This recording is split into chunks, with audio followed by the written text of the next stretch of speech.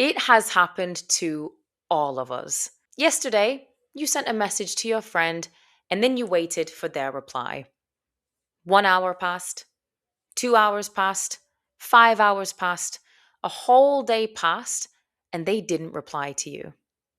So now it's the next day and you've still not had a reply. What's your first thought? In English, we don't just say, "Oh, I think he was busy."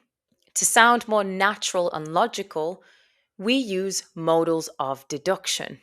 We think about it and we calculate, he must have seen my message. He might have been at work. He can't have been that busy all day. Today, I'm going to teach you these formulas so you can speculate and make guesses about the past. At the end of this video, you will be able to express clearly what you think happened. Let's talk English. Before I begin with today's lesson, I'd like to just say a huge thank you to all my subscribers. My latest video was a true crime video on Gypsy Rose, which you can find here. This was my fastest video to reach 400 views, and I had a lot more comments than I usually get. This type of engagement really helps small channels like mine, so I'd like to just say a huge thank you. I also hit 250 subscribers in the past few days, which was way more than I predicted for the whole of 2026, so I'm super grateful for all of your support.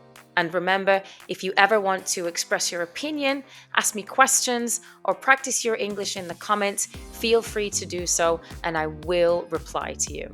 Once again, thank you for your support to this small channel. Let's get on with the lesson today. Before we solve the mystery, you need the formula. To talk about a past event and what we think happened, you need this. The modal plus have plus the past participle.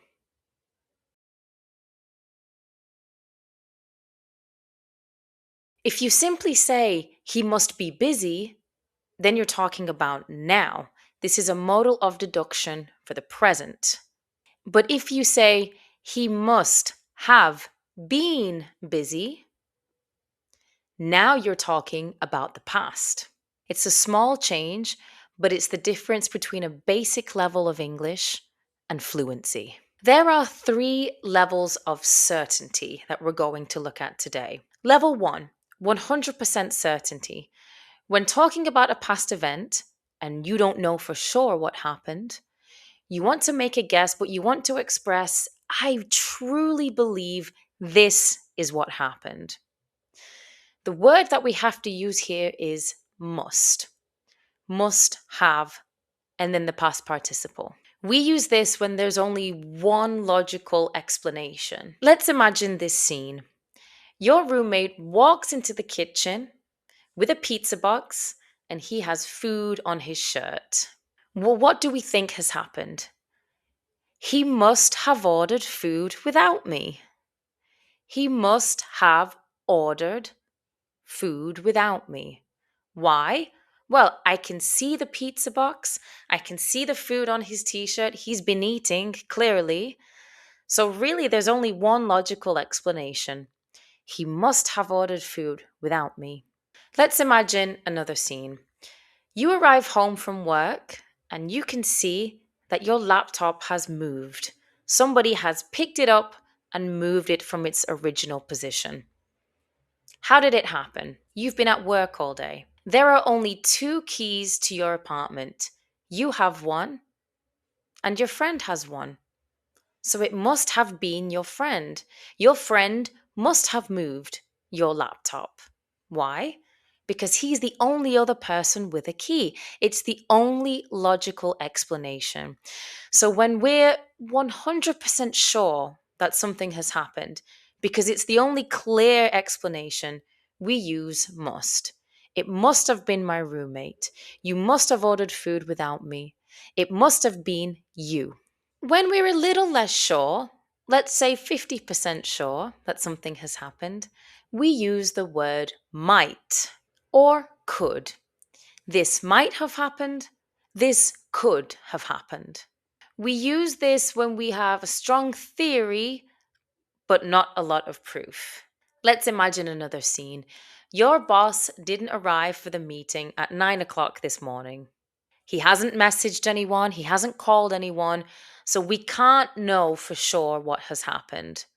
But we can speculate.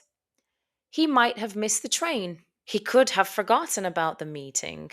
His car might have broken down. We don't know. We don't know for sure.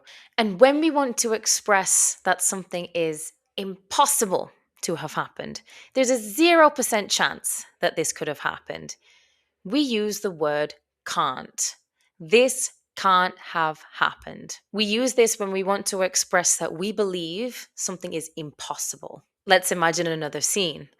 Someone says that they saw you in the city center yesterday, but you know it wasn't you because you were at home all day in bed with the flu. So you can say, it can't have been me. I wasn't there. It can't have been me. It's impossible because I was in bed and you were in the city center. So you can't have seen me. It's an impossibility. So why do we use this really? Well, we use this because we're not entirely sure what's happened. We don't have proof. We don't have evidence. We didn't see what happened. So we use this language to make it obvious to the listeners, to whoever we're speaking to.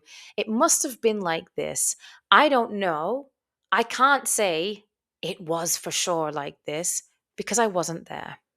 But I can speculate and I can show you the degree of certainty that I have by using must, might, could, or can't. It's also another way of being polite. Remember, in English, we often try to make our language a little less direct. For example, instead of accusing someone, yesterday you forgot my birthday, we might want to say instead, oh, you must have forgotten it was my birthday. This sounds a lot less like an attack and more like you're trying to reach a logical conclusion. It's the secret to being assertive without being rude. Let's imagine you're at work and a very important document has gone missing from your desk. You are pretty sure that your colleague, Sarah, took it. If you say, Sarah, you took my document, this can be seen as quite aggressive. If you say instead, Sarah, you might have taken this document by mistake. Do you see the difference? It's a lot more polite and it gives you a little room for error. Maybe it wasn't Sarah and you've not given 100% saying, this was you, you did this. Sarah, you might have taken my document. And then if she hasn't, okay, fine. By using must have, you're focusing on the logic. There's no one else in this area, so it must have been you. You're essentially saying, I'm 100% sure you did it, but I'm 100% sure you didn't mean to do it. This is the secret to being assertive and remaining professional at the same time. So I have another challenge for you, and you can put your answers in the comments below. Let's go back to our first scene. Your friend still hasn't replied to your message. It's been 2 days now, and you've seen them online and posting pictures on social media. So what are your thoughts? In the comments, give me 3 deductions using the formula that we've spoken about today. What must have happened? What might have happened? What can't have happened? I'll be checking your logic in the comments below and I will reply to you. Once again, guys, thank you so much for studying with me today. Keep an eye out for my next true crime episode, which will use modals of deduction. You will see this in action and that may help you to understand it a little bit better. I will also be posting another grammar video based on modals of deduction in the present.